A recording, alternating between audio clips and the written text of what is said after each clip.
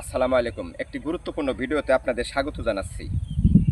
আজকে আপনাদেরকে দেখাবো এজোলা সার, যা নাইট্রোজেন সমৃদ্ধ করে মাটিকে আরও ঝুঁকোপযোগী করে তোলে এবং ধান কাস্থর অবস্থা আসার সময় মাটিকে নাইট্রোজেন সমৃদ্ধ করে এই এজোলা সার সম্পর্কে আমি কৃষিবিদ মোহাম্মদ লুৎফর রহমান আপনাদেরকে স্বাগত জানাচ্ছি সাভারের এই নামাগান্ডা থেকে। আপনারা দেখুন এজোলা সার। আসুন আপনাদেরকে অবহিত করি এই এজোলা সার হলো শ্যাওলা সমৃদ্ধ শ্যাওলা। এগুলো দেখুন আপনারা, এই যে এগুলো এজোলা সার। এই যে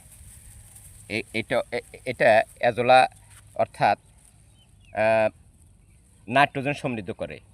এগুলো যখন ধান কাস্থর অবস্থায় আসে তখন এগুলো মারা গিয়ে মাটির সাথে মিশে যাবে, মাটিকে নাইট্রোজেন সমৃদ্ধ করবে, অধিক ফলনের সহায়তা করবে। দেখুন প্রচুর পরিমাণে এজোলা, অর্থাৎ এই পানিগুলো ভূপৃষ্ঠ সেচ দ্বারা দেওয়া হয়েছে। এখানে চাষাবাদ করা হচ্ছে, যার জন্য প্রচুর এজোলা জন্ম নিয়েছে।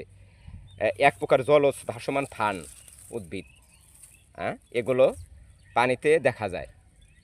এই উদ্ভিদ সহজেই ধানের ক্ষেতে জন্মায়।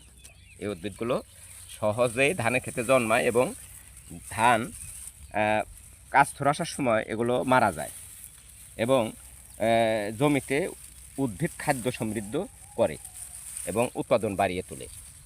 আশা করি এই ভিডিওটি আপনাদের কাজে লাগবে।